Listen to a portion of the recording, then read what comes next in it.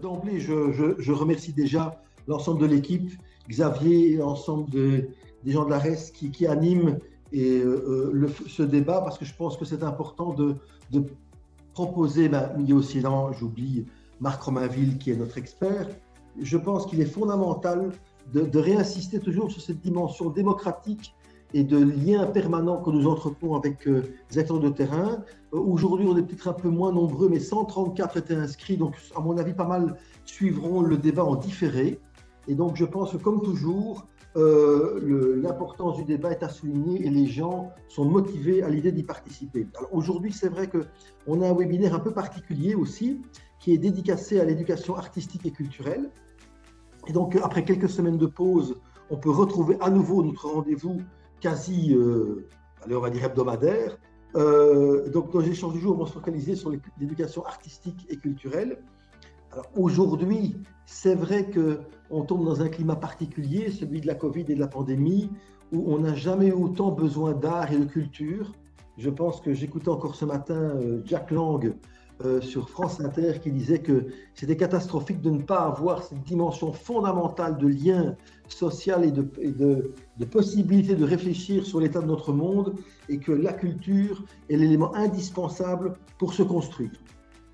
Que resterait-il d'ailleurs de notre humanité sans musique, sans patrimoine, sans cinéma, sans théâtre et de l'ensemble des arts, notamment des arts vivants qui nous unissent et qui nous permettent à un moment donné de prendre du recul et de comprendre une série de choses que nous rencontrons tous les jours. Dans notre système scolaire, les expériences esthétiques que vivent les étudiants varient considérablement d'un parcours à l'autre.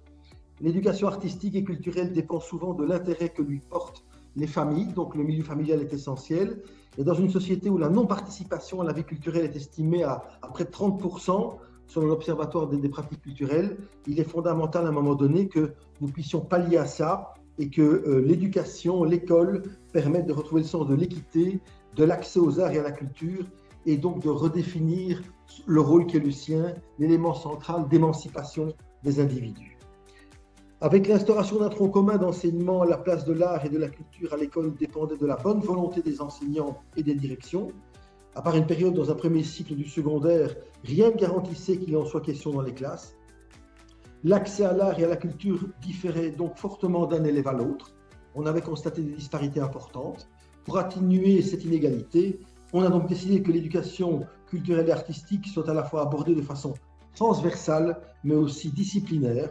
Donc, il s'agit non seulement de proposer une éducation artistique cohérente dans les différents modes d'expression que nous connaissons, mais aussi de l'intégrer dans un processus plus large d'éducation. Concrètement, l'éducation culturelle et artistique se déclinera en 3 branches, expression française et corporelle, expression musicale et enfin expression plastique. Sa vocation est la suivante, imprégner chaque enfant dès son entrée à l'école jusqu'à la fin du tronc commun d'un goût pour l'exploration culturelle et artistique. Vous l'aurez compris, et je clôturerai mon intervention brève par ceci, l'éducation culturelle et artistique représente un défi de taille pour l'école. Il en vaut clairement la peine. L'intégration dans l'art et la culture à l'école permettra d'apporter une dimension nouvelle pour l'ensemble non seulement des élèves, mais aussi des enseignants, dans laquelle se développe l'esprit critique et la créativité. J'ai l'impression de vivre ça à la RES tous les jours. Tout comme en pensée complexe et pour renforcer la citoyenneté. Je vous souhaite donc un excellent webinaire.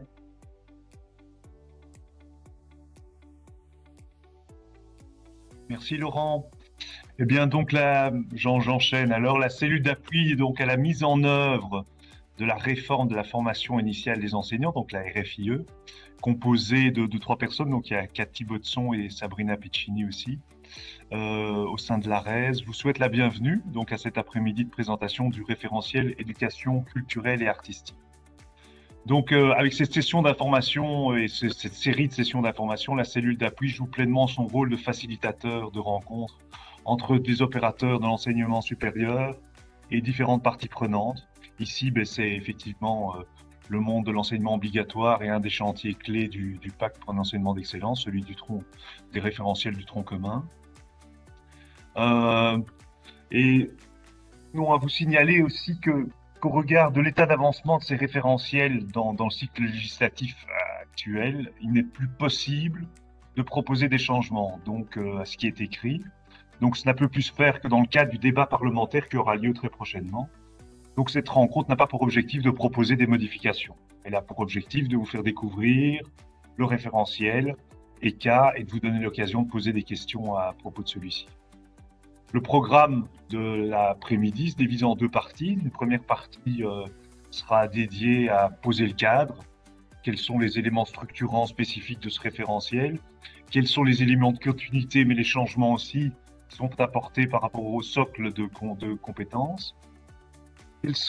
Quels sont les types de progression qu'on va voir dans les niveaux de contenu, dans les contenus du référentiel, dans les différents niveaux scolaires de la première primaire à la troisième secondaire? Et dans cette première partie, les questions qui auront été posées préalablement seront déjà d'une certaine manière à gérer. La deuxième partie, après une courte pause de 15 minutes, sera dédiée à un moment d'échange avec vous sous la forme de questions écrites, et donc on vous demandera justement, enfin comme je vous l'ai dit tout à l'heure, via le QNR, de poser vos questions dès l'entame de la présentation de nos trois intervenants que je vais présenter tout de suite, et tout au cours de cette présentation.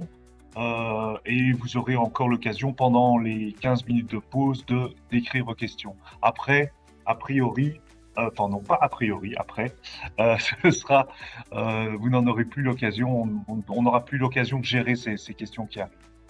Alors les intervenants, cet après-midi, pardon, s'est construite en étroite collaboration avec les trois intervenants qui se sont pleinement investis, et nous leur en remercions chaleureusement. Il s'agit d'Aline Dufossé, coordinatrice du groupe ATTACH de l'ECA, inspectrice du continuum pédagogique de l'enseignement primaire, Martine Tassin, coprésidente avec Michel Guérin du groupe de travail Alliance Culture École du Pacte d'Excellence, qui a collaboré évidemment au groupe de travail référentiel ECA. Martine est aussi présidente de l'ASBL Cellule Épicure, ayant pour objet la promotion de la culture à l'école, psychologue et pédagogue, expérience en formation d'enseignants en haute école en Belgique ainsi qu'à l'université au Chili. Olivier Moreau est coordinateur du groupe ATTACH chargé de la rédaction du référentiel ECA et est inspecteur aussi du continuum pédagogique. Et donc ils vont réaliser la présentation de la première partie à 3 et répondre aux questions dans la deuxième partie aussi à 3. Et j'oubliais effectivement, last but not least, Marc Romainville en charge du pilotage des travaux du pacte relatif au tronc commun en back office, si jamais des questions plutôt d'ordre transversal qui reviendraient sur le tapis, je dirais, sont posées, mais Marc se fera un plaisir d'y répondre. Merci de vous être rendu disponible et je cède tout de suite la parole pour introduire cette première partie à Aline.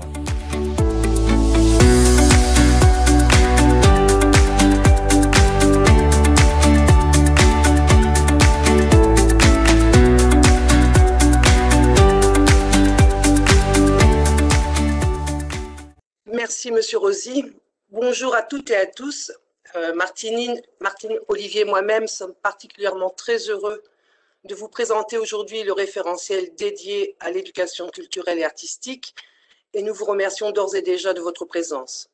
Nous tenons d'emblée à vous préciser que la version du référentiel que vous avez pu consulter n'est que provisoire et qu'elle a encore été récemment amendée, faisant suite à des demandes gouvernementales et notamment en ce qui concerne les liens à établir avec l'éducation aux médias. Nous tenons également à nous excuser si certains aspects présentés aujourd'hui apparaissent redondants parce qu'ils ont également été évoqués lors de webinaires précédents. Où se situent les cas? Vous n'êtes pas sans savoir que le tronc commun repose sur 5 domaines d'apprentissage et 3 domaines transversaux à toutes les disciplines, à savoir la créativité, l'engagement et l'esprit d'entreprendre, apprendre à apprendre et poser des choix et apprendre à s'orienter. Le référentiel ECA s'inscrit quant à lui au sein du domaine 1, français, art et culture. Pour rappel, les référentiels sont déterminés par le gouvernement. Ce dernier définit le quoi enseigner et le quand enseigner. Le comment est de la compétence des réseaux qui vont expliciter les référentiels au travers de leurs programmes respectifs. Que dit le décret code, livre 2 au niveau de l'ECA? Il mentionne que les périodes attribuées à cette discipline sont au nombre de 4 pour le niveau maternel et seront au nombre de 2 pour chaque année du tronc commun, de la première primaire à la 3e secondaire. Et ce, pour l'apprentissage des 3 modes d'expression, française et corporelle, musicale et plastique, en complémentarité avec l'éducation culturelle. Comme vous allez le découvrir au travers de cette ligne du temps, les travaux de rédaction de ce référentiel ont été quelque peu mouvementés. Comme quoi, la vie n'est pas un long fleuve tranquille. En décembre 2017, un premier groupe de travail a été constitué et était composé de 12 personnes effectives, dont nous faisions partie, et de 7 membres suppléants. À cette époque, le référentiel PK incarnait un domaine à lui tout seul. De janvier 2018 à avril 2019, un document évolutif a été rédigé. Durant le premier trimestre 2019, nous avons appris de manière informelle que le domaine 2 du PK devenait une discipline du domaine 1 et que le référentiel s'intitulerait désormais EK. Est-ce que vous me suivez toujours? Après la remise d'une première version en avril 2019, le président du groupe a quitté ses fonctions. La commission des référentiels et des programmes nous a dès lors contactés, Olivier et moi, pour reprendre les travaux en tant que co-coordinateur du groupe Attache. Ce nouveau groupe rédactionnel a pu se réunir dès le mois de septembre et eu égard aux commentaires transmis par la comité de concertation, nous avons dû repartir quasi d'une page blanche. Les contenus et le canevas initialement proposés n'étant pas conformes aux attendus du cahier des charges.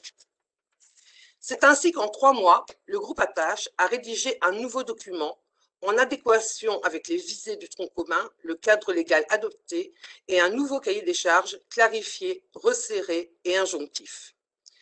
Vous imaginez bien que le rythme de travail a été pour le moins soutenu. Dès janvier 2020, une nouvelle version du référentiel a été soumise à diverses relectures, réalisées notamment par des enseignants du fondamental, du secondaire, des hautes écoles, des formateurs de l'IFC, des opérateurs culturels, le consortium 3, la commission de l'éducation média. Les premiers amendements ont dès lors été apportés, toujours sous la supervision de la commission des référentiels et des programmes. De février à mai 2020, les présidents et coordinateurs des différents référentiels se sont rencontrés par visio afin de déterminer les croisements possibles entre les différents domaines et disciplines. Dans l'intervalle, chaque référentiel du tronc commun a été présenté à la commission de l'éducation au Parlement. Au terme de la 2e lecture gouvernementale, des demandes de modification nous ont été transmises. Celles-ci concernaient notamment de rendre plus explicite le PK et d'établir davantage de liens avec l'éducation aux médias. Par ailleurs, de nouvelles propositions de croisement disciplinaire émanant du chantier 18 PK ont été soumises et discutées. À l'heure actuelle, nous attendons la validation ou pas des derniers amendements. Le GAT-EK, le groupe Attache, constitué depuis septembre 2019, est composé de 11 membres, dont 3 experts issus de l'enseignement supérieur, 5 représentants de réseau, 2 au niveau fondamental, 1 au niveau secondaire, inférieur et 2 issus du secondaire supérieur, plus une chargée de mission. Il convient de préciser que des spécialistes pour chaque mode d'expression et pour la dimension culturelle étaient présents au sein de ce groupe. Avant de laisser la parole à Olivier et de rentrer dans l'essence même du référentiel, je vous invite à prendre connaissance du plan de présentation articulé en 3 grands axes, le préambule, tout ce qui concerne la conception et la rédaction du référentiel, et ainsi qu'une partie sur la structure du référentiel.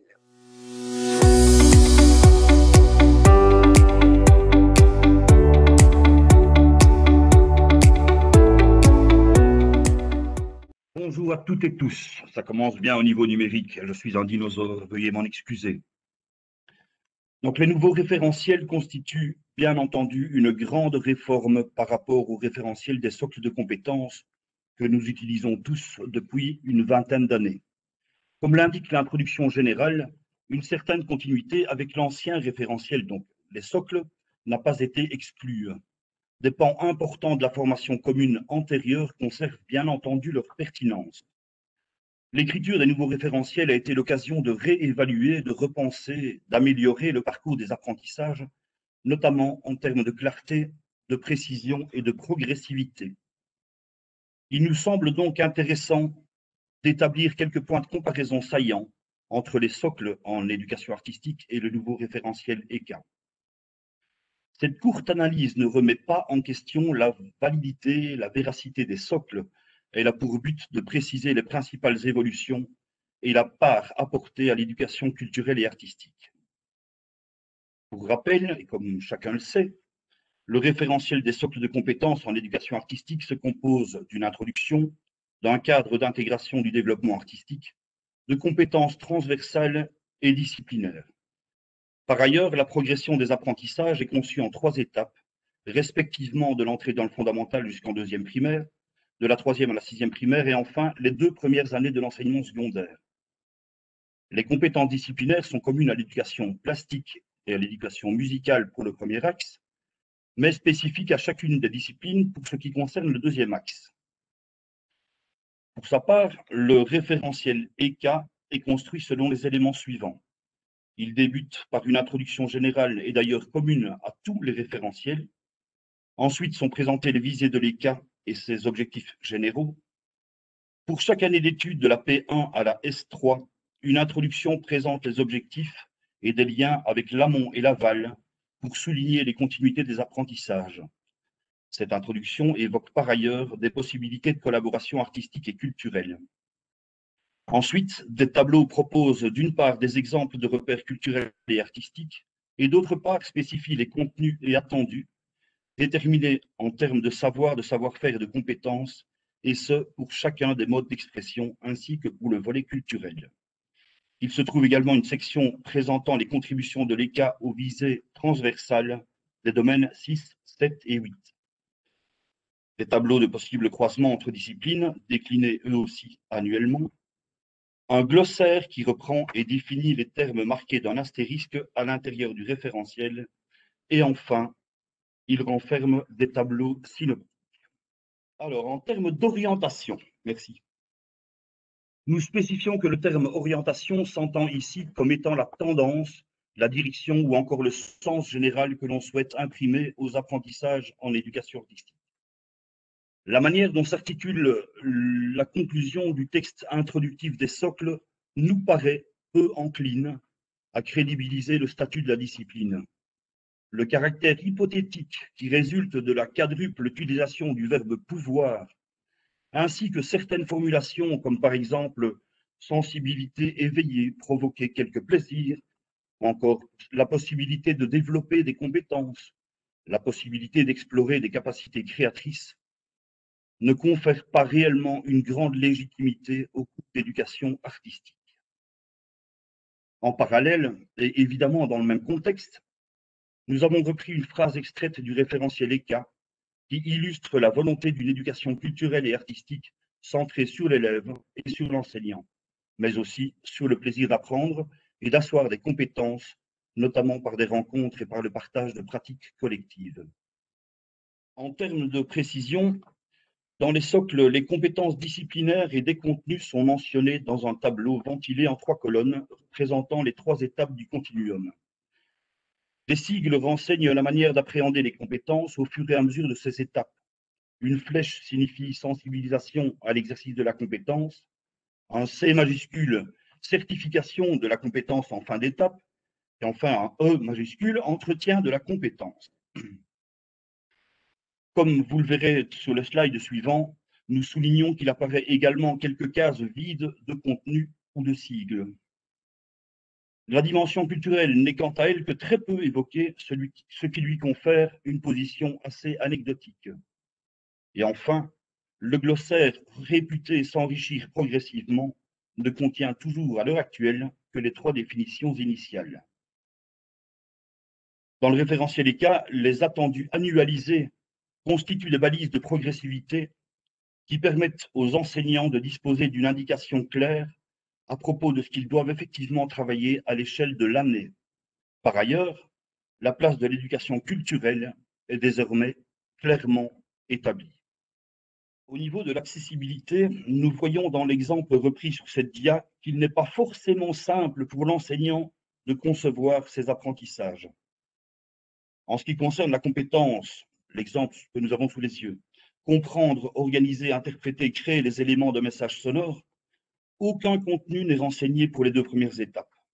Pour la compétence suivante, seules des flèches apparaissent pour l'enseignement fondamental, avec à la clé une certification au terme du 1er degré de l'enseignement secondaire. En ce qui concerne le référentiel ECA, des tableaux synoptiques reprenant les attendus de chaque savoir, savoir-faire et compétences constituent des clés de lecture qui permettent la perception de la progressivité des apprentissages tout au long du tronc commun. Je termine par le réalisme.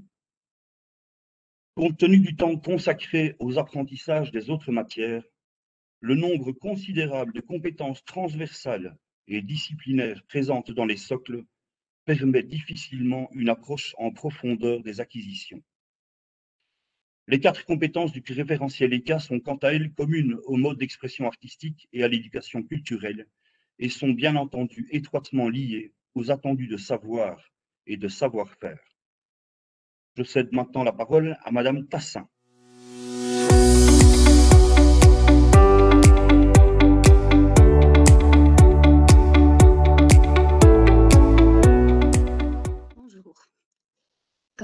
Le référentiel, évidemment, s'inscrit dans la philosophie du pacte pour un enseignement d'excellence. Il doit en être en fait la concrétisation. Quelles sont donc les grandes orientations du pacte qui nous concernent directement et que nous devons, que nous voulons respecter? Alors, il y a premièrement, et c'est une nouveauté, la volonté, Olivier l'a déjà un petit peu précisé, c'est la volonté, dans un souci d'équité, d'offrir une éducation culturelle pour tous. Pourquoi, me direz-vous, pourquoi encore rajouter quelque chose dans un programme qui est déjà bien chargé? Eh bien, parce que, malgré que l'accès à la culture soit considéré comme un droit dans la Déclaration universelle des droits humains, dans l'article 27, il reste encore terriblement inégalitaire. Ensuite, vous le savez, et Laurent Despy l'a redit, la culture est essentielle. Alors, essentiel, c'est un mot d'actualité. Qu'est-ce qui est vraiment essentiel? On se pose la question pour le moment, plus que jamais. On peut même supposer que si nos décideurs avaient eu une éducation culturelle à l'école, la situation actuelle serait peut-être moins grave, en tout cas pour le monde culturel. Donc l'éducation culturelle répond à un droit, mais elle répond aussi à des besoins. Besoin social, d'équité, on en a déjà un peu parlé, la culture pour tous. Besoin de cohésion sociale, pour laquelle la culture peut être un ciment. Besoin psychologique, individuel aussi, de construction identitaire. Et cerise sur le gâteau, finalement, sur le plan pédagogique, la culture peut aussi aider à donner plus de sens au savoir. Alors, plus de sens, plus de saveur aussi au savoir. Et pour reprendre un petit peu l'idée québécoise qui apparaissait déjà à la fin du siècle précédent, la culture peut rehausser les apprentissages. Ça nous fait déjà pas mal de raisons. Mais quelle culture veut-on placer à l'école? Quelle culture veut-on donner aux enfants, à tous les enfants? Le pacte a décidé de la considérer dans son sens le plus large, c'est-à-dire comme un ensemble de traits distinctifs, spirituels et matériels, intellectuels et affectifs, qui caractérisent une société ou un groupe social. Elle englobe, outre les arts et les lettres, les modes de vie, les droits fondamentaux de l'être humain, les systèmes de valeurs, les traditions et les croyances. Comme vous voyez, c'est tout un programme. Deuxième point important, la revalorisation, et c'est lié en fait au premier, le pacte veut revaloriser l'éducation artistique. Alors la revaloriser, pourquoi? Peut-être, je crois que M. Despy l'a déjà dit, elle est trop peu présente en fait en Wallonie-Bruxelles. Donc l'art est essentiel.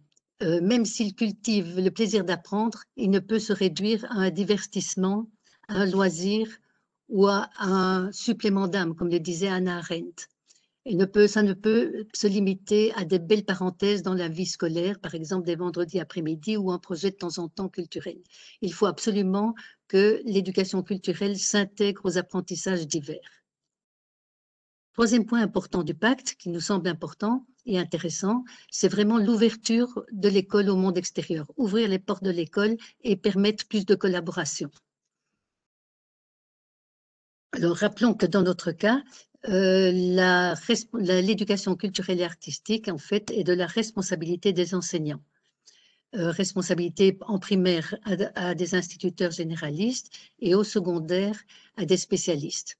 Donc, les collaborations, notamment avec des artistes, des spécialistes, des auteurs ou des opérateurs culturels, se fera toujours en co-construction avec les enseignants. Point suivant qui nous semble extrêmement important, surtout, c'est la conception pédagogique du pacte, qui est valable en fait pour toutes les disciplines, mais que à laquelle nous souscrivons entièrement.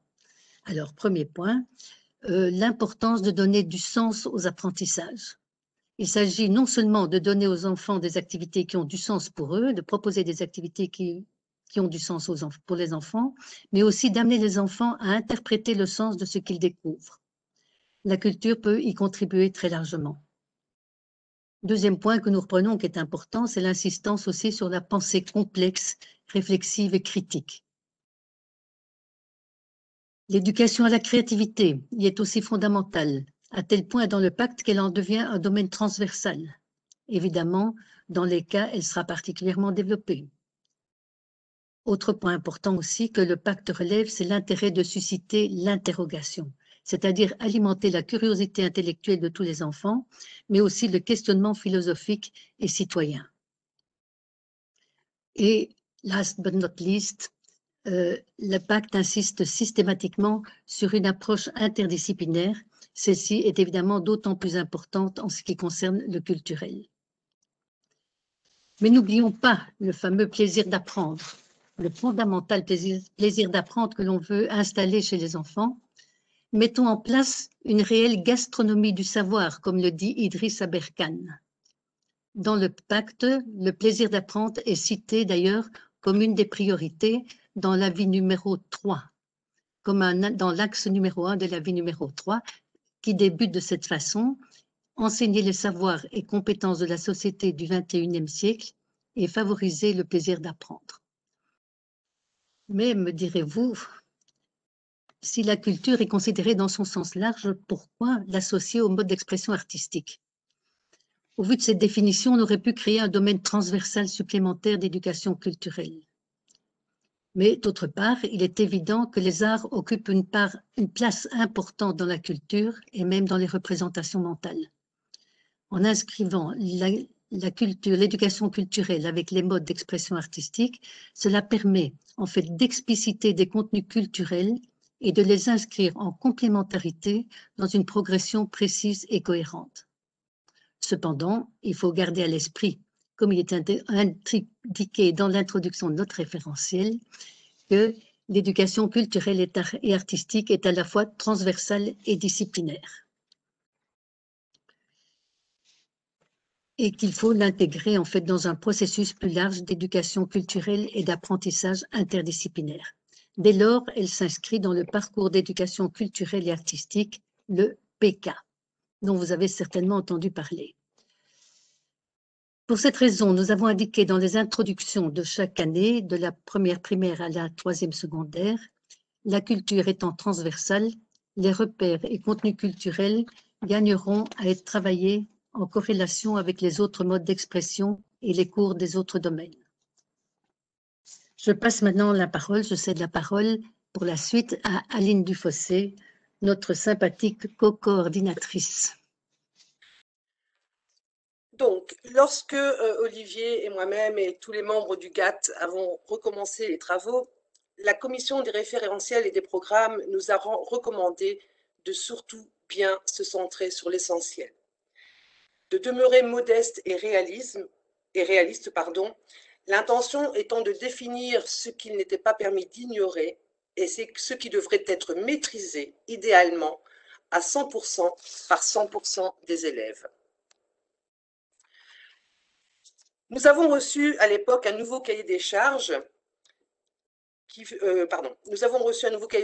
nous demandant, et comparativement au premier projet de référentiel, de veiller à définir des contenus et des attendus beaucoup plus précis, d'identifier et d'intégrer des références culturelles communes et traduites aussi en contenu et en attendu, à choisir au sein de ressources culturelles et artistiques locales, avec une extension progressive vers des ressources plus éloignées.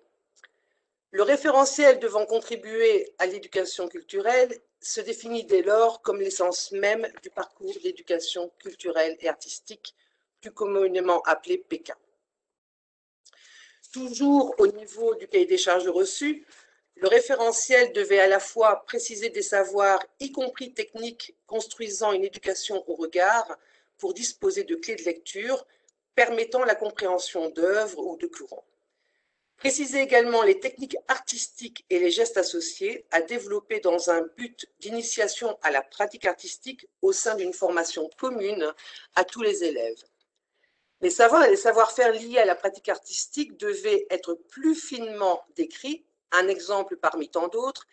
Il ne s'agissait pas d'inscrire le dessin comme élément du référentiel, mais de préciser quelle technique, quelle approche, quels gestes, quels éléments propres au dessin devaient être enseignés. La dénomination des différents langages devait impérativement être ajustée sur le prescrit légal.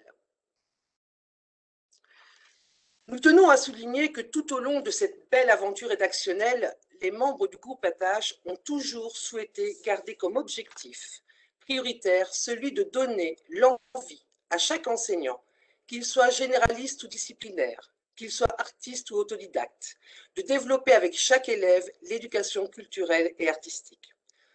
Le choix du calligramme présenté n'est pas anodin. Il définit notre conception pédagogique pour une éducation culturelle et artistique offrant aux enfants des possibilités d'exploration, des moments d'émotion, d'errance, d'aventure, alimentant leur curiosité, permettant d'exprimer leur créativité, leur autonomie et tellement d'autres choses encore. Afin de poursuivre ce cheminement, je cède la parole à Martine, qui va vous présenter en quoi peut consister l'éducation culturelle.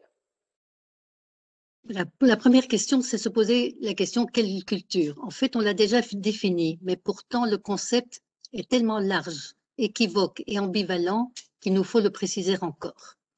Que voulons-nous comme culture pour les enfants? Quel contenu culturel devons-nous intégrer dans ce référentiel? Alors pour certains, la culture, ce sont d'abord les arts.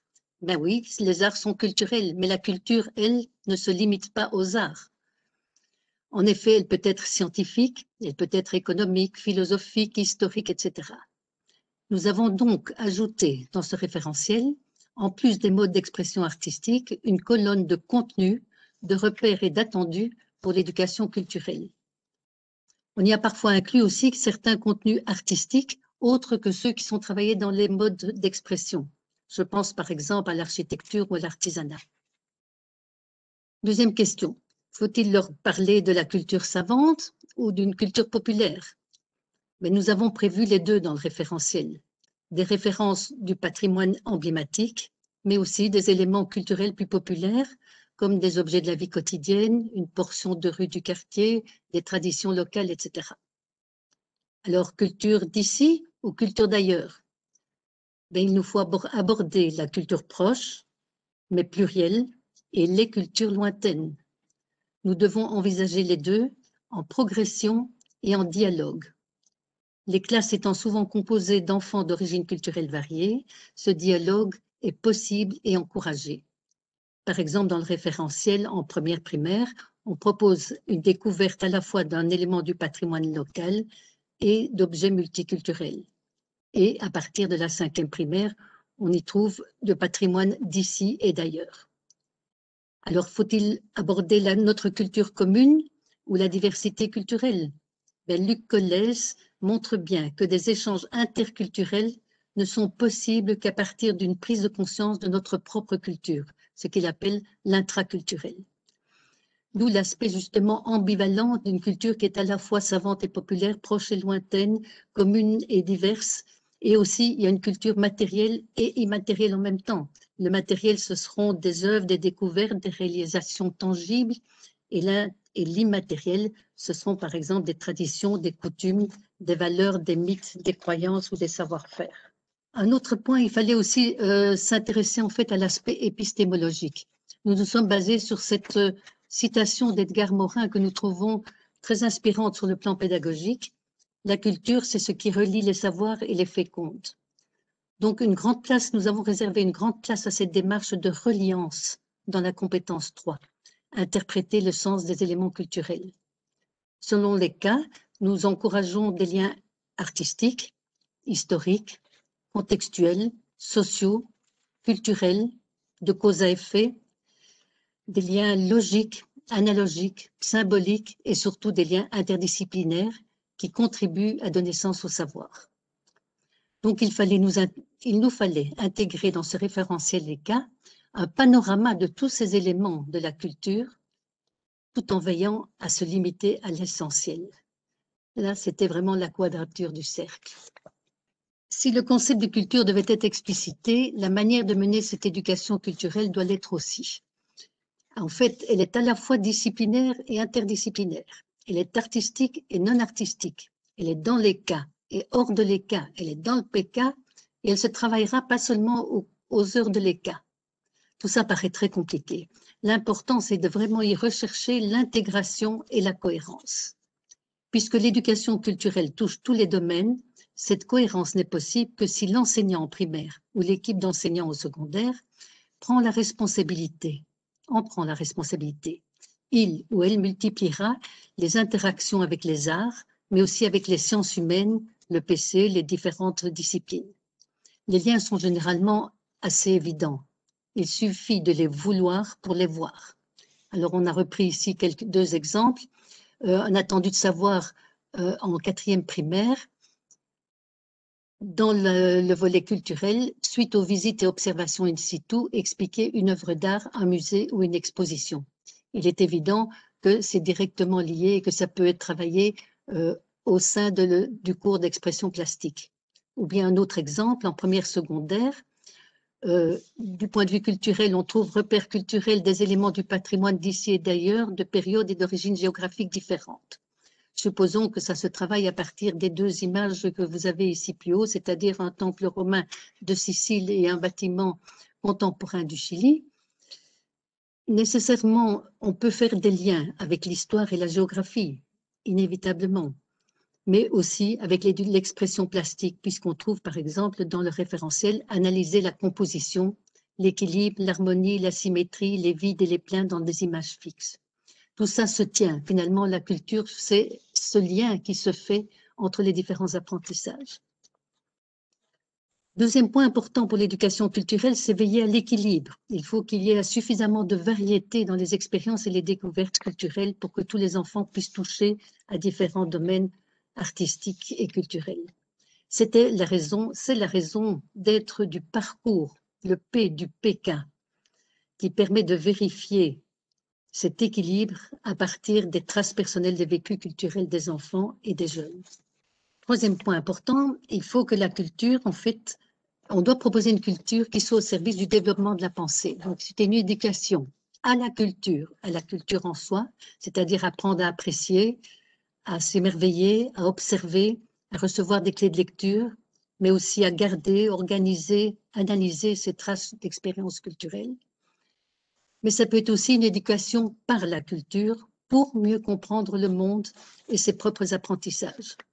Ainsi, on trouvera dans le référentiel interroger la diversité culturelle, l'esthétique, le contexte, la fonction, le sens, classer selon des critères, établir des liens, pratiquer des interactions, etc. Donc finalement, plus qu'une matière en plus, la culture offre un autre regard sur les apprentissages. Dans une éducation culturelle, il ne faut pas oublier évidemment l'éducation aussi des sens et des émotions qui seront pris en considération aussi dans le référentiel. On invitera les enfants à interroger leurs émotions et leurs plaisirs. Comme par exemple sur cette photo où l'on voit la petite fille manifestant vraiment son bonheur de la découverte de cette sculpture. ou bien on incitera les enfants à exprimer leurs émotions après un spectacle ou après l'écoute d'une musique, etc. Point suivant qu'il est intéressant de signaler, c'est que les expériences culturelles peuvent être vécues comme des rencontres, par des rencontres ou comme des rencontres. Je m'explique. Nous privilégions évidemment les rencontres directes, c'est-à-dire in situ ou en live. Donc, s'ouvrir au monde culturel, cela peut être inviter ou rencontrer des artistes, des groupes sociaux, des spécialistes, des scientifiques, des amateurs, des utilisateurs, des parents, des personnes âgées, etc. Ça peut être accueillir des artistes en résidence, ça peut être visiter une exposition, un paysage de son environnement, un patrimoine local. Ça peut être aussi collaborer avec des médiateurs, des animateurs, des institutions, etc. Mais toutes ces rencontres se feront en live dans la mesure du possible, mais elles seront évidemment complétées par des rencontres que nous appelons indirectes, dont numériques, d'artistes à travers les œuvres dans les modes d'expression, de civilisation à travers du patrimoine, par exemple, et de tradition lors de vécus ou de recherches. Dernier point, pour l'éducation culturelle, mais qui vaut pour tous les apprentissages, c'est finalement qu'ils doivent être organisés dans une progression cohérente et spiralaire, du proche vers l'éloigné, du vécu quotidien vers le moins vécu, du présent vers le passé, mais dans une progression qui ne sera pas figée. Par exemple, en première et en deuxième primaire, on donne la priorité aux proches et au vécu quotidien, mais cela n'empêche évidemment pas d'aborder des contenus lointains ou non vécus s'ils correspondent à des attentes, des logiques, des questions des enfants et s'ils peuvent s'intégrer de façon cohérente aux apprentissages. J'espère avoir en peu de temps clarifié cette éducation culturelle qui fait peur à certains, mais rassurez-vous, enseignants, le plaisir manifesté par les enfants lors d'activités culturelles vous convaincra rapidement. Maintenant, une voix masculine va vous bercer pour la suite de cette présentation. Je cède la parole à Olivier Moreau. Merci Martine. Donc, ainsi que le prévoit l'avis numéro 3 du Pacte pour un enseignement d'excellence, l'éducation artistique repose sur 3 composantes: des connaissances, des pratiques artistiques et des rencontres avec les œuvres et les artistes. Du reste, il existe maintenant 3 domaines artistiques qui sont l'expression française et corporelle, c'est nouveau, l'expression musicale et l'expression plastique qui existait évidemment déjà. Les rédacteurs du référentiel ont tenté de clarifier autant que possible les notions et techniques spécifiques des domaines d'expression et ainsi de les rendre accessibles à tous. Par ailleurs, les savoir-faire et compétences liés aux 3 modes d'expression génèrent la mise en œuvre de pratiques collectives ou individuelles. De ce fait, il est donc question d'une éducation au et par les arts. Enfin, les titres d'œuvres et les noms des artistes proposés dans les tableaux de repères sont catégorisés en fonction des différents modes d'expression et ont été bien sûr choisis dans un répertoire innombrable d'œuvres. Ils auraient pu être différents. Nous arrivons maintenant dans une des dias les plus fondamentales de ce PowerPoint, étant donné que elle synthétise, l'architecture du référentiel et ce, pour chacune des années du tronc commun. La compréhension de ce tableau étant primordiale, je me permets de m'étendre un tout petit peu en explication. Nous avons donc choisi 4 compétences communes au mode d'expression et à l'éducation culturelle. Ces compétences, certes peu nombreuses, nous semblent fondamentales. La progressivité des apprentissages se définit au travers même des attendus annuels, comme nous l'avons déjà dit. La lecture horizontale présente les connexions entre savoir, savoir-faire et compétences. Ainsi, la première compétence, c'est 1. Fréquenter des lieux, des œuvres et des objets culturels variés, est principalement attachée au savoir-faire 1, et donc observer de manière multisensorielle et garder des traces. De même, la deuxième compétence, logiquement intitulée C2, donc décoder les fondamentaux des 3 modes d'expression artistique, est en connexion avec le savoir-faire 2, utiliser des outils, des instruments, le corps, l'image, le son, la voix, La compétence 4, donc C4, créée collectivement et ou individuellement, qui concerne également les modes d'expression artistique, est en lien avec les savoir-faire 4, exercer son imagination, sa créativité et partager une réalisation. Et enfin, la compétence C3, interpréter le sens d'éléments culturels, s'accorde logiquement avec les savoir-faire 3, interroger la signification, la fonction et le contexte d'éléments culturels, ainsi que classer des œuvres selon des critères. Pour terminer, je souligne que les savoirs qui concernent l'éducation artistique sont communs aux modes d'expression et classés en 4 fondamentaux, comme vous pouvez le lire, temps, rythme, corps, geste, voix, outils, espace, forme, matière, support, et enfin, couleur, timbre. Bien que l'articulation de ce tableau puisse générer une perception compartimentée des apprentissages, il n'en est rien, comme j'aurai l'occasion de vous l'expliquer un peu plus tard. En termes de clés de lecture, malgré une présentation d'attendus annuel, il est bien évident que les savoirs, savoir-faire et compétences peuvent être abordés plusieurs fois en étant renforcés, affinés et complétés au fil du cursus. En guise d'exemple, il est clair que l'identification sonore et visuelle d'instruments à cordes ne s'arrête évidemment pas en fin de P3, mais peut bien sûr être réactivée au fur et à mesure des apprentissages qui concernent les autres familles instrumentales, et même dans d'autres apprentissages, bien sûr. Si les attendus sont proches d'une année à l'autre, ils font apparaître une gradation dans le niveau de maîtrise requis ou dans le type de support sollicité. Par ailleurs, la cohérence évidente entre les savoirs, savoir-faire et compétences permet aussi de dépasser tout cloisonnement.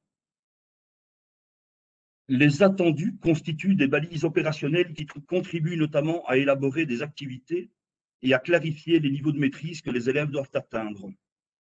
Ils permettent également de mettre en place des stratégies adéquates en termes d'évaluation formative, de différenciation ou encore de remédiation. Par ailleurs, le nombre d'attendus mentionnés ne détermine ni la temporalité d'une activité, ni une hiérarchie d'un mode d'expression par rapport à un autre. Effectivement, il y a pas mal d'attendus mentionnés dans les savoir-faire musicaux, et ce, à l'école d'enseignement primaire, mais ce n'est pas pour ça que ça prendra plus de temps ou plus d'importance que pour les autres modes d'expression. Alors, bien qu'apparemment inaccessible dans la version numérique actuelle, donc celle dont vous avez disposé, les tableaux synoptiques reprenant les contenus et attendus de savoir, savoir-faire et compétences seront présents en fin du référentiel. Nous vous en proposerons un exemple tout à l'heure. Comme cela a déjà été dit, la culture devra traverser toutes les matières enseignées. Autrement dit, tous les cours devront être contextualisés culturellement. Cette dimension culturelle permet notamment de créer des passerelles entre les différentes disciplines. Enfin, il est clair que si le référentiel détermine des apprentissages à développer, la manière même de les appréhender reste l'apanage de l'enseignant. C'est en cela que toute l'autonomie, les choix, les goûts, les affinités, la créativité, l'approche pédagogique leur appartiennent. Je cède à présent la parole à ma collègue préférée, j'ai envie que je le dise, Aline. Nous abordons le dernier axe de notre intervention, à savoir comment se présente chaque année du tronc commun. Pour ce faire, nous avons choisi de prendre comme exemple la deuxième année primaire. Comme vous avez peut-être pu le constater, chaque année est introduite par un calligramme illustrant la présentation d'objectifs généraux et spécifiques à l'année. Les repères culturels et artistiques sont proposés à titre d'exemple, dans la perspective d'aider les enseignants dans le choix d'œuvres en relation avec les savoirs, les savoir-faire et les compétences. Certains repères présentent d'ailleurs des liens avec soit des savoirs, des savoir-faire, des compétences, comme vous pouvez le constater sur cet exemple, et plus précisément en expression musicale, en se basant par exemple sur Stripsody de Cathy Berberian, l'enseignant peut répondre à certains attendus du savoir 2. L'éducation culturelle et artistique contribue notamment à la construction du jugement esthétique chez l'élève. Pour ce faire, il vise à la maîtrise de savoirs fondamentaux, liées aux différents modes d'expression artistique et à l'appropriation d'un paysage artistique et culturel varié. Comme déjà signalé précédemment, ce sont les attendus qui se différencient et qui déterminent la progression des apprentissages. Voici l'exemple des attendus de savoir pour la deuxième primaire. Pour faciliter la lecture, une couleur a été attribuée à chaque mode d'expression, couleur déjà présente au niveau des repères culturels et artistiques. Si nous prenons comme exemple d'utiliser comme repère artistique Stripsody, celui-ci peut aisément aider l'enseignant à rencontrer l'attendu du savoir, couleur et timbre, distinguer les différentes utilisations de la voix parlée. Au même titre que les savoir-faire sont transversaux de la première primaire à la troisième secondaire et sont majoritairement interdépendants entre l'aspect culturel et la dimension artistique.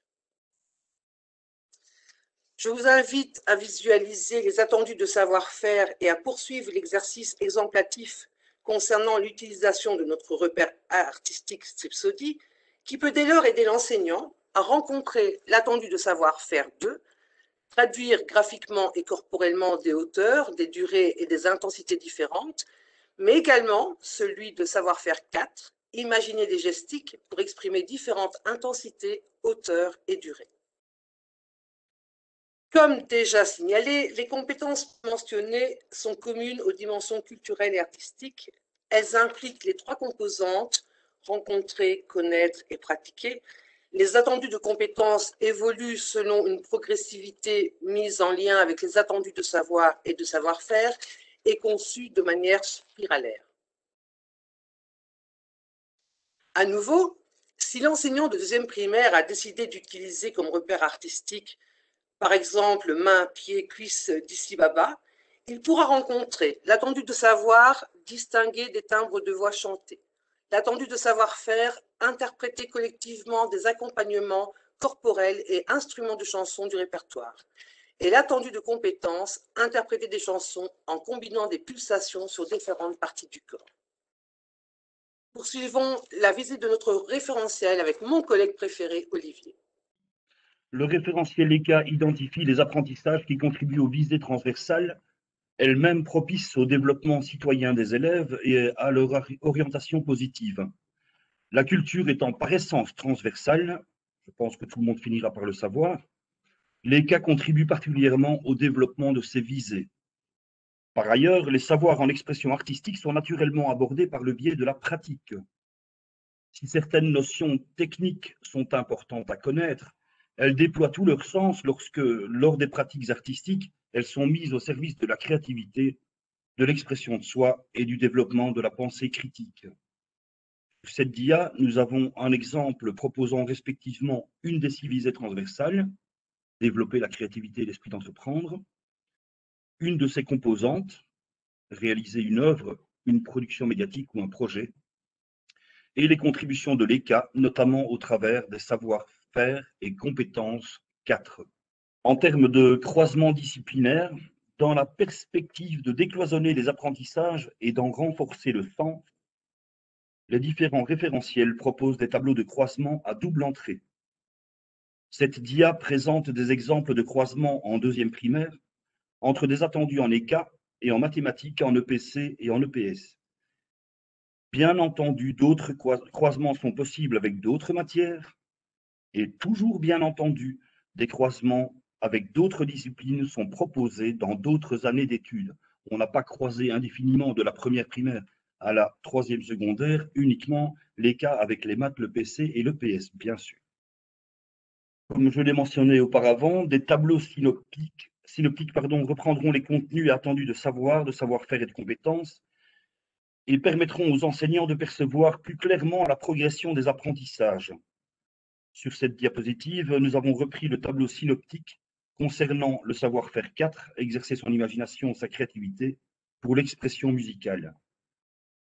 Les colonnes P4, P4, P6 et S2 ne sont pas alimentées de commentaires ou de textes. Elles le sont évidemment dans le tableau synoptique qui figurera dans le référentiel. Elles ne sont pas ici par pragmatisme. Ça ne rentrait pas dans la dia, tout simplement. Et enfin, en guise de conclusion, Force est malheureusement de constater que l'art et la culture font depuis bien longtemps figure de parents pauvres dans les cursus scolaires en Fédération Wallonie-Bruxelles. Ça a été évoqué par plusieurs personnes à plusieurs reprises. Souvent, les rencontres des élèves avec ces disciplines dépendent des affinités d'un enseignant, d'une équipe éducative, voire parfois même d'une zone géographique.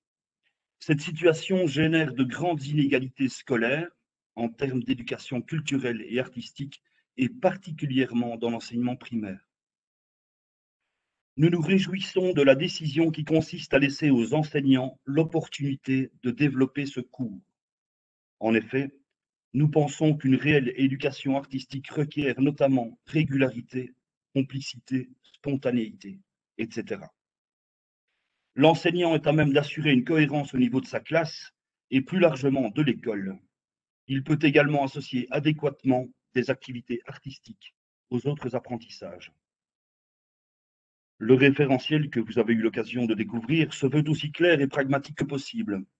Nous souhaitons modestement qu'il contribue à une perception nouvelle des bénéfices que peuvent offrir les matières culturelles et artistiques, mais aussi qu'il implique une attitude décomplexée quant à leur développement.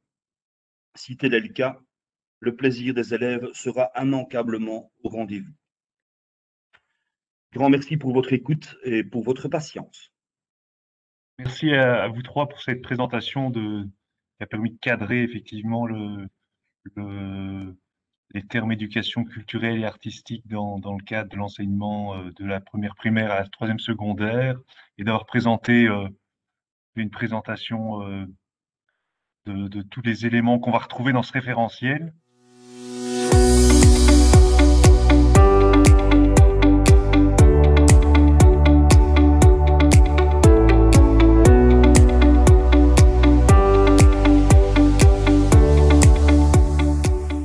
Nous allons commencer cette présentation du référentiel ECA avec cette deuxième partie dédiée au jeu de questions-réponses. Nous vous remercions pour les questions que vous avez posées. Nous vous demandons d'arrêter maintenant d'en poser parce que nous ne serons plus en mesure de les traiter. Voilà, je cède la parole tout de suite à nos trois intervenants pour leur proposer de répondre à ces différentes questions posées. Oui, bonjour. Je commence les réponses aux questions en improvisation. Plusieurs questions viennent à propos de l'éducation aux médias.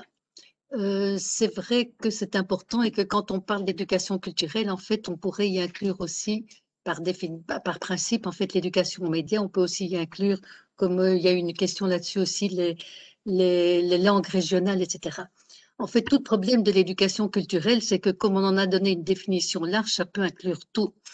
Or, on n'a pas beaucoup de temps pour le faire. C'est un peu le problème. Alors, certains vont trouver qu'il aurait fallu encore y rajouter l'éducation aux médias ou les langues régionales ou ceci ou cela. Et c'est probablement à juste titre. D'un autre côté, d'autres vont dire que c'est déjà trop, que les contenus sont très denses. Et qu'on a peu de temps. Je rappelle les 2 heures, je sais que la culture peut se travailler aussi dans les différents domaines. Alors, pour l'éducation aux médias, je voudrais quand même dire ceci, c'est qu'en fait, elle est quand même envisagée en P5, en tout cas, mais tout le travail préalable, en fait, prépare et contribue et n'empêche aucunement de faire déjà de l'éducation aux médias avant. Par exemple, le travail du corps en danse, l'expressivité du visage au théâtre, la composition dans les arts plastiques, le rythme en musique permettent en fait une appropriation progressive de la grammaire de l'image. À nouveau, les repères sont des minima. Les ajouts, les mises en parallèle sont évidemment, ou les interactions sont évidemment autorisées. Alors, en plus aussi, les attendus en lien avec la compétence 3, qui s'appelle interpréter le sens d'éléments culturels, met en place des démarches d'analyse critique très utiles aussi aux éducations aux médias. Donc, en fait, l'éducation aux médias est un domaine vraiment important qui aurait peut-être mérité un domaine transversal supplémentaire ou une grille être introduit comme un cours à part entière dans la grille horaire. À partir du moment où ce n'est ni l'un ni l'autre, chaque domaine, chaque discipline doit essayer d'y participer de façon plus ou moins explicite selon ses possibilités, en donnant des clés de lecture et en exerçant des démarches d'analyse critique. C'est ce que nous avons essayé de faire, comme je viens déjà de l'expliquer. Alors, il y a eu une autre question qui va dans le même sens aussi. Quelle place pour l'éducation aux médias, pour l'éducation, pour le cinéma, où placer le cinéma, l'image animée, les médias modernes dans cette structure? Mais ça y est présent. Je vois en 5e primaire, on parle du cinéma, en 6e primaire de l'image animée, la photo en 5e primaire. Donc, il y a des tas d'éléments dans l'éducation plastique qui préparent et qui interviennent en tout cas dans ce domaine-là. J'espère avoir répondu suffisamment en même temps à 3 questions. Voilà. Pour ma part, je vais répondre aux questions davantage relatives en premier lieu aux périodes attribuées à l'éducation culturelle et artistique. Elles sont, je viens de vérifier au niveau du décret code, elles sont effectivement bien à raison de 2 périodes pour l'enseignement primaire et 2 périodes pour l'enseignement secondaire. La seule différence dans le décret code, c'est que la grille horaire est indicative pour le primaire, puisque l'enseignant généraliste peut effectivement organiser sa semaine et sa grille comme il le souhaite, que l'enseignant du secondaire, voilà la grille, et c'est une grille de référence. Est-ce que les coquilles vont être corrigées? Ben oui, bien sûr, évidemment.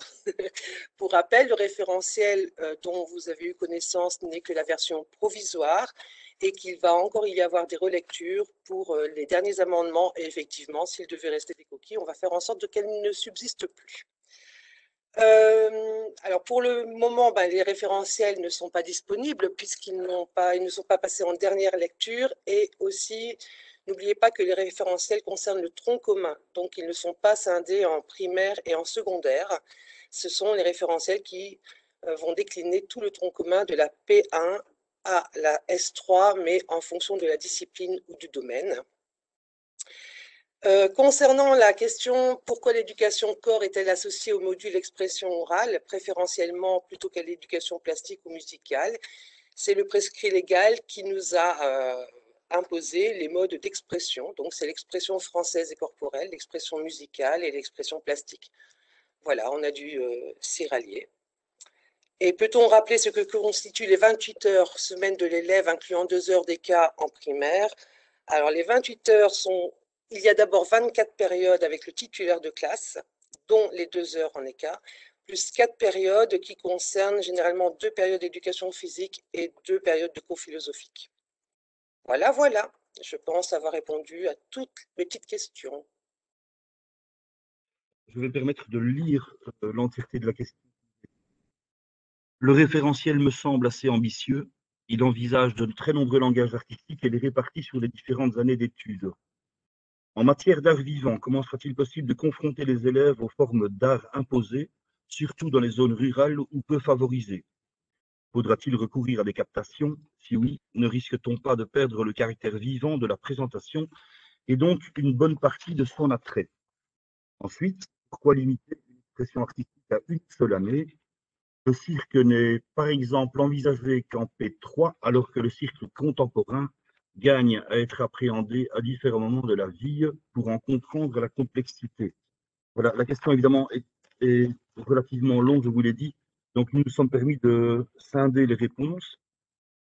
Donc d'abord, nous avons traité le caractère ambitieux. Effectivement, il y a beaucoup de cases qui sont remplies, mais si on analyse bien les contenus, la cohérence est telle que finalement on se limite à l'essentiel, au minimum à réaliser pour assurer de vrais apprentissages, car nous y croyons. Donc il y a peu de compétences, peu de savoir-faire et peu de savoir finalement.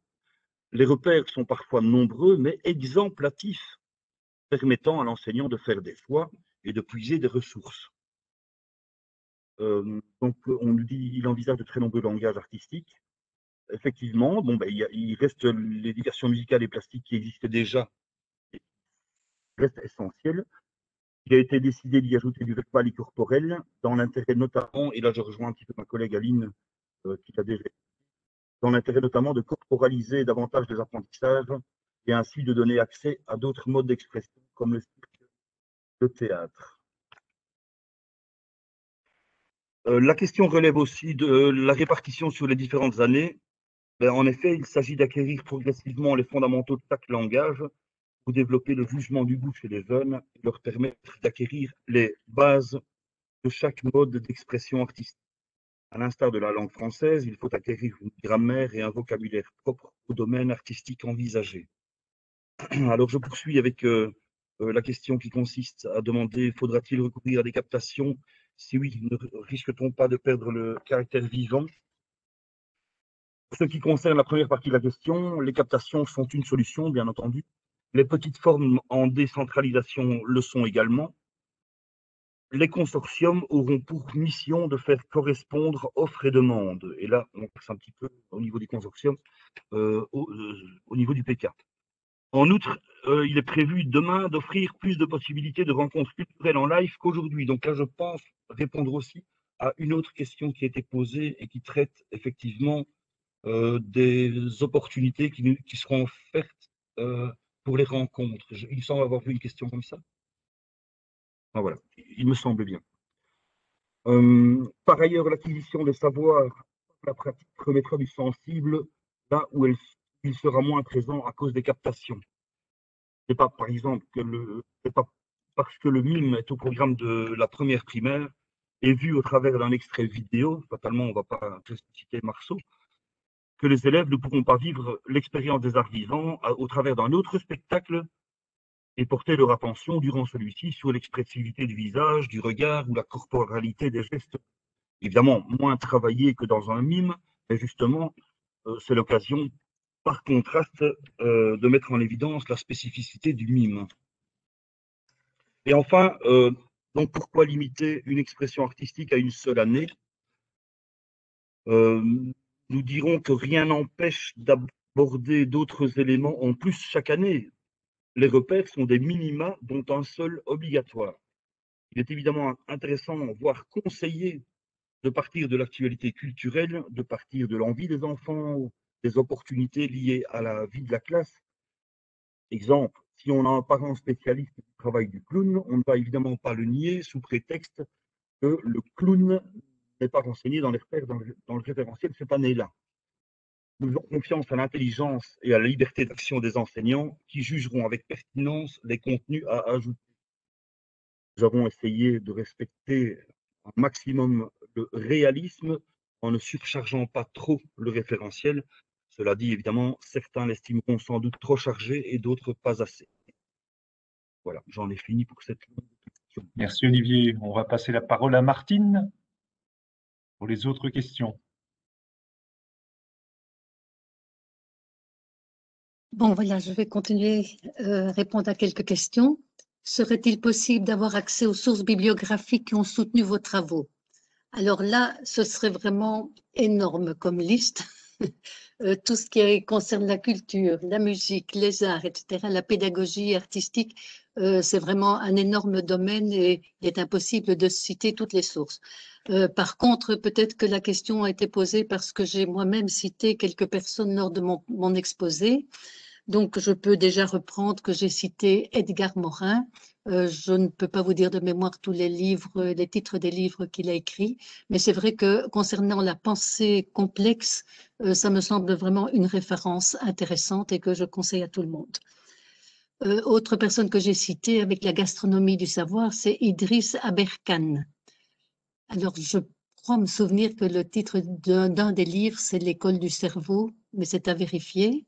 Mais c'est de nouveau un livre que je conseille très fort. La troisième personne que j'ai citée, moi personnellement, c'était Luc Collès, qui parle en fait d'intra- et d'interculturel.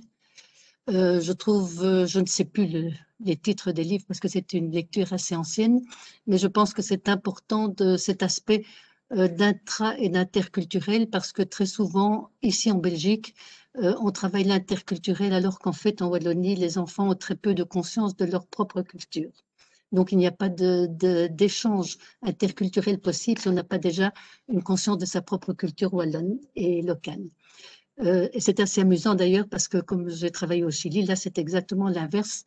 Ils ne parlent pas de diversité culturelle, ils ne parlent que de leur propre culture traditionnelle et ancienne et de leur tradition. Donc, finalement, la conception de la culture est vraiment différente d'une personne à l'autre. C'est les trois personnes que j'ai citées, les trois auteurs que j'ai cités. Il y en a évidemment beaucoup d'autres, surtout sur la culture, et surtout des livres qui sont apparus finalement, je dirais, la dernière décennie du XXe siècle, Et au XXIe siècle, vraiment l'idée d'une éducation culturelle est, je dirais, inspire beaucoup de pédagogues, de chercheurs et de philosophes. Et d'ailleurs, Edgar Morin en parle aussi. Ça, c'est la première question. Ça va? Autre question. Quid de l'aide apportée aux enseignants sur le terrain pour tenter, oser entrer dans ce projet et cas par cas? Comment faire tomber les représentations et les croyances bien ancrées? Des formations d'explication de ce référentiel ne seront largement pas suffisantes. Faut-il des outils, des formations plus spécifiques en vue? Concrètement, que proposez-vous? Alors, le concret, ce n'est plus de notre ressort. Ça se passe, toute la gestion et le suivi se passe au niveau du ministère. Maintenant, c'est vrai que il ne suffit pas d'avoir de bons référentiels et de bons programmes pour que ça fonctionne. Il faut évidemment que la formation suive, formation initiale, et je crois que c'est pour ça que l'ARES s'intéresse au référentiel, et la formation initiale devra évidemment changer et s'adapter, je dirais notamment dans mon cas ou dans notre cas au niveau de l'éducation culturelle. Il n'y a pas de cours dans les écoles normales d'éducation culturelle, en tout cas de pédagogie culturelle. S'il y a des cours d'initiation à la culture, il n'y a pas de cours de pédagogie culturelle qui, à mon avis, sont vraiment nécessaires. Des outils. Donc, il y a je parle de la formation initiale, on peut aussi parler de la formation continuée. C'est évident qu'il faut que la formation continuée suive parce qu'il y a tout un moment entre ceux qui vont sortir, être diplômés comme enseignants et ceux qui sont déjà enseignants maintenant qui doivent être un peu réadaptés au nouveau référentiel. Les outils sont extrêmement nécessaires. Bon, une autre question parle aussi de ces outils. Ce n'est pas une question, mais plutôt une réflexion. Pour outiller tous les enseignants, une série de ressources intéressantes se trouve sur eClass. Cette plateforme peu ergonomique et difficile d'accès ne suscite pas l'enthousiasme. Est-il prévu de l'améliorer? Là, je cite la question. Je n'ai pas donné mon avis. C'est vrai que le eClass est la plateforme. En fait, le ministère est en train de mettre sur pied justement des outils dans une plateforme et dans eClass. Ce qui est vrai, vu de l'extérieur, c'est que c'est encore un petit peu disparate, ça se trouve à différents endroits. Et le problème, à mon avis, qui se pose avec la e-class, c'est qu'elle n'est accessible qu'aux enseignants. Par exemple, moi-même, je ne peux pas y accéder. Or, avec mon association, nous continuons à travailler à créer des outils et à vouloir les diffuser auprès des enseignants et on n'a pas accès à e-class. Donc, c'est vrai que ça peut poser encore quelques problèmes, mais j'imagine que c'est un problème en fait temporaire parce que tout ça est en train de se mettre en place et de se constituer. Mais là, j'avoue que je ne parle qu'en mon nom à moi. L'intention et le projet sont stimulants, ils donnent une visée d'ouverture et d'esprit critique. C'est déjà positif, merci. Les exemples, par contre, sont très attendus, n'est-ce pas, antinomiques. Alors, les exemples, qu'est-ce que vous attendez, par exemple? Ce sont des exemples d'activités que l'on peut faire, des exemples de repères et de références. Là, vous en avez énormément, et certains nous disent parfois même trop, dans le référentiel. Des exemples, ou bien dans le sens de bonnes pratiques, comme on dit souvent aussi. Ça, ce sera nécessaire aussi. Ça peut aussi passer dans la plateforme. Je ne vois pas très bien le type d'exemple que vous espérez. Ou bien c'est dans notre présentation qu'on n'a pas donné suffisamment d'exemples par rapport à notre référentiel.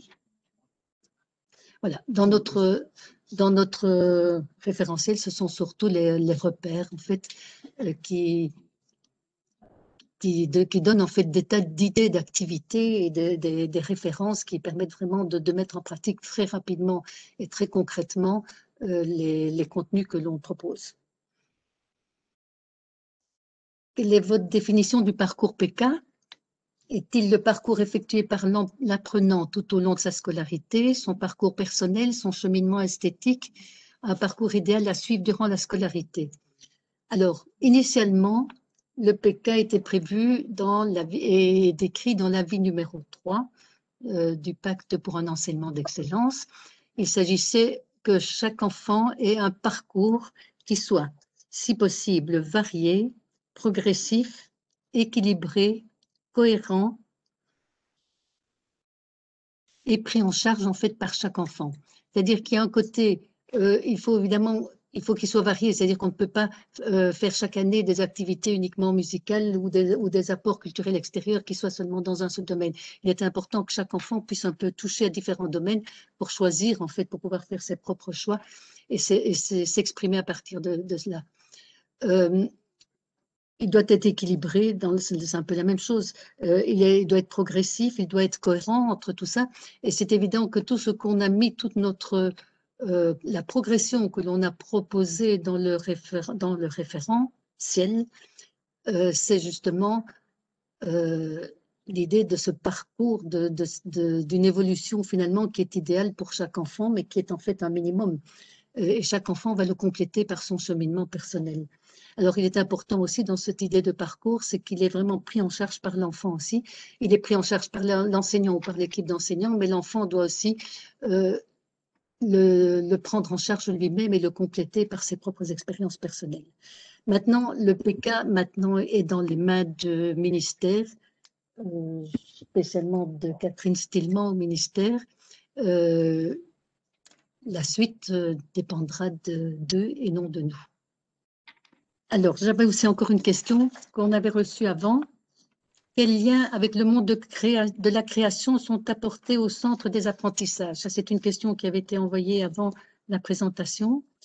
Alors, quand vous parlez des liens avec le monde de la création, je suppose que vous parlez des rencontres avec les artistes. En fait, nous en avons parlé dans notre présentation. Nous encourageons, dans la mesure du possible, des rencontres directes en live, mais aussi des rencontres indirectes à travers des œuvres que nous décodons avec les enfants. Les savoirs qui sont envisagés sont la grammaire et le vocabulaire que les élèves devront mettre en jeu et en perspective au travers de pratiques. Il ne s'agit donc évidemment pas d'apprentissage décontextualisé, mais bien au service de l'expression d'une intention qui est nourrie dans leur forme par des créations lors des rencontres. En fait, on a les trois composantes, rencontrer, connaître et pratiquer. En fait, on propose des connaissances, mais qui se pratiquent grâce à des rencontres. Finalement, les trois sont extrêmement liés et on ne sait pas séparer les trois. Merci Martine. On va conclure avec les dernières questions avec Marc Romaville. Oui, merci. Est-ce que vous m'entendez? Parce que oui, très bien. Oui, c'est parfait alors. Oui, tout à l'heure, oui. Bon, voilà, ça va de mieux en mieux. Donc, peut-être d'abord quelques précisions par rapport à ce qui a été répondu jusqu'ici. En ce qui concerne l'éducation aux médias d'abord, donc on a été interpellé sur cette question-là par un certain nombre de personnes et donc on est en train de préparer, il est quasiment finalisé maintenant, un document complémentaire sur l'éducation aux médias à travers l'ensemble des référentiels du tronc commun. Donc on a demandé à tous les présidents des groupes de travail qui ont élaboré les référentiels, les endroits particuliers ou plus généraux d'ailleurs, qui pouvaient intervenir dans une éducation aux médias assez large. Et en collaboration d'ailleurs avec le CESEM, on réalisera un document qui indiquera de manière absolument concrète et précise à quel contenu, quel attendu ou quelle visée transversale on peut se référer en matière d'éducation aux médias, sachant que l'option qui a été prise, mais une option qui est prise dans la plupart des pays du monde, c'est évidemment de ne pas en faire un cours à part dans le curriculum, mais vraiment une éducation que chaque enseignant doit endosser, si je puis dire, mais endosser à partir de contenus précis et disciplinaires. Hein. C'est par exemple tout à fait évident en matière d'histoire, puisque l'initiation, par exemple, à la démarche historienne ou à la critique des sources est une composante directe de l'éducation aux médias. Donc ça, c'est une chose.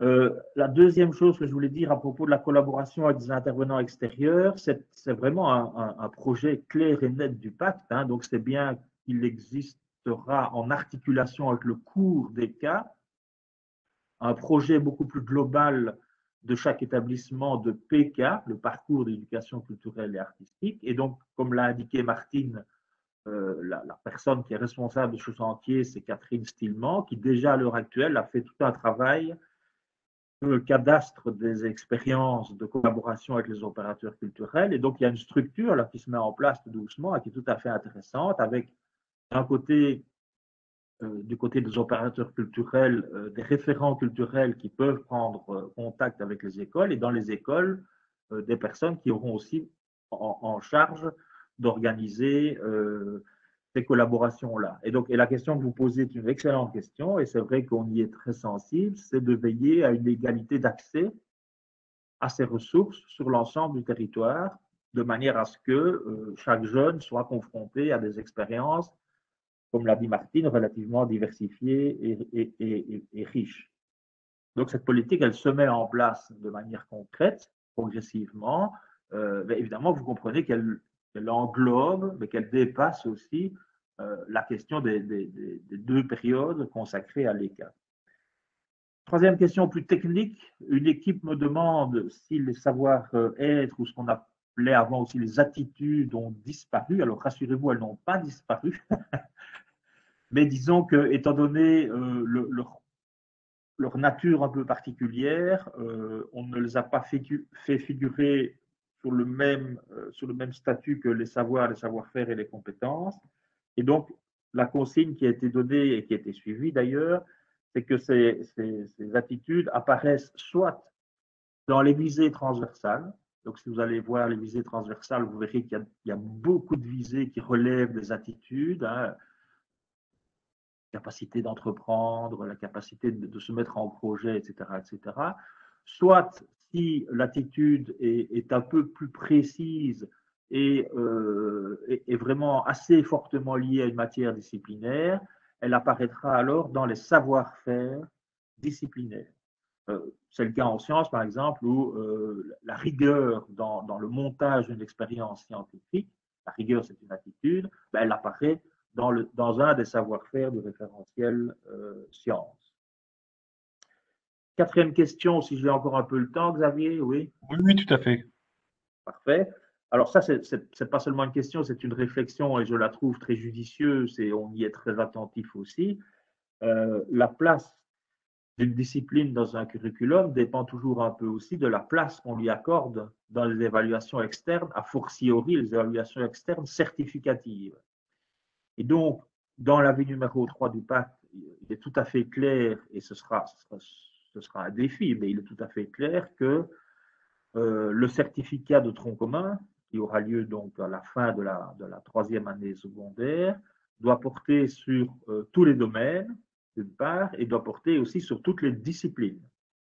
C'est fondamental hein, pour le projet de tronc commun, puisque, je le rappelle quand même aussi au passage, vite, mais l'idée est de revaloriser un certain nombre de domaines et de disciplines, dont les cas, d'ailleurs, hein, qui a vu d'ailleurs le nombre de périodes augmenter, de revaloriser aussi d'autres aspects du curriculum, comme la formation manuelle, technique et technologique, de telle sorte que les élèves progressivement confrontés à tous ces champs scolaires choisissent de manière beaucoup plus positive qu'à l'heure actuelle leur orientation en 4e secondaire.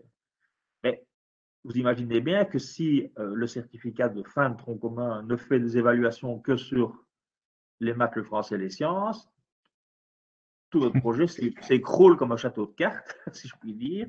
Et donc là, il y a une réelle volonté, en tout cas, le premier certificat de tronc commun, ce n'est pas encore tout de suite, hein, d'insérer l'ensemble des domaines et l'ensemble des disciplines dans ce certificat, en étant aussi conscient du fait que chaque domaine et chaque discipline devra sans doute rencontrer des formes d'évaluation, des modalités d'évaluation qui lui sont particulières et qui sont adaptées à la nature de la discipline. On avait pensé, mais ce n'est qu'un exemple, que par exemple pour les cas, on pourrait imaginer l'équivalent d'une espèce de portfolio hein, dans lequel l'élève consigne tous ces apprentissages réalisés dans ce domaine-là. Concernant les outils, je suis tout à fait d'accord avec vous et j'ai eu le plaisir moi-même de travailler en partie dans le consortium outils, c'est-à-dire le consortium, ce sont les groupes d'universités et de hautes écoles qui créent des outils didactiques en lien avec les référentiels du tronc commun.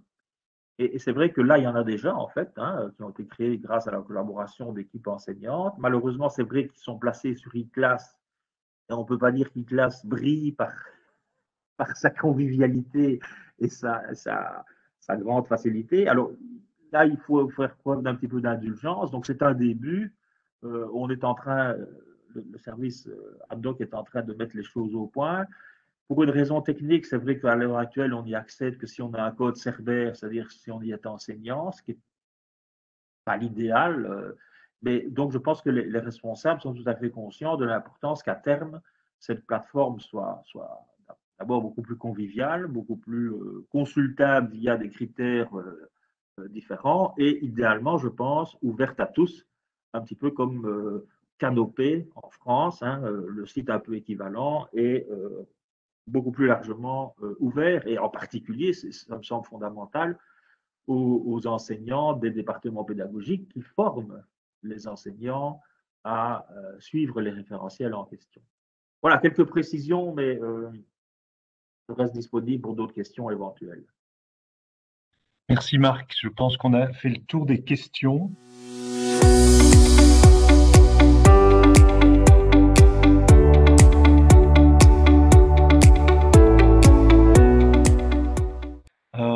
Voilà, on va conclure maintenant. Donc, je vous remercie, vous les trois intervenants principaux, Olivier, Aline et Martine, pour cet exercice inhabituel auquel vous êtes prêtés de questions-réponses en live. C'est assez ambitieux et compliqué toujours, donc c'est parfois stressant. Et donc, je pense que vous êtes prêtés avec beaucoup de talent, et ainsi que Marc, mais ça, c'est plutôt habituel. Voilà, donc merci pour cette présentation de ce référentiel. Les référentiels commencent à être connus de plus en plus. Il en reste 4 à venir. Donc on voit à chaque fois la complexité, on prend la mesure de la difficulté de l'élaboration de ces référentiels et comme il est dit dans l'introduction des référentiels, l'humilité dans le travail, mais aussi la volonté d'ambition d'arriver à quelque chose de cohérent et de consistant, avec toujours ces domaines qui sont à la limite de la transversalité. Enfin, pas à la limite, qui sont souvent transversaux.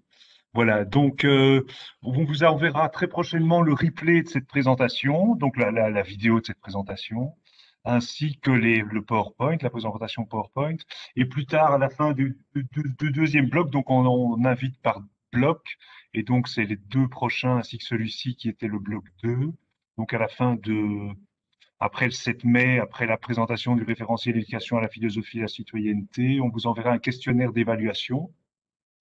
Et donc, on entend par-ci, par-là que vous avez des besoins d'approfondissement de certains éléments de référence, enfin, des référentiels que vous avez, auxquels vous avez, de webinaires sur les référentiels auxquels vous avez assisté. Et donc, nous sommes vivement intéressés à ce que vous preniez le temps de nous dire de façon plus concrète et détaillée quels sont vos besoins d'approfondissement pour éventuellement identifier s'il est possible pour nous de vous accompagner dans ces parties-là. Voilà. Donc, n'hésitez pas à remplir le questionnaire d'évaluation quand il arrivera. Voilà, il reste donc 4 webinaires. Et sachant que donc 4 référentiels, donc plutôt, et donc le dernier référentiel, formation historique, géographique, économique et sociale, a été reporté. Il était prévu fin du mois de mai, mais il n'est pas encore assez suffisamment stabilisé pour le moment pour pouvoir le présenter fin du mois prochain. Voilà, et donc on vous informera de la période qui devrait, elle espère, être le premier trimestre de l'année académique 2021-2022, au cours duquel on voudrait le présenter. Voilà, je pense que j'ai fait le tour de la conclusion. N'hésitez pas à vous inscrire à notre newsletter sur le site, sur notre site que vous voyez inscrit sur la page de ce slide, pour recevoir toutes les infos. Notre newsletter est présent toutes les est diffusé tous les 2 mois, et c'est là dans cette newsletter que vous verrez justement nos prochaines activités. Voilà, je vous remercie pour votre attention, et nous vous donnons rendez-vous, en tout cas pour ceux qui s'intéressent pour le domaine scientifique, le 30 avril prochain. Merci, bonne fin de journée.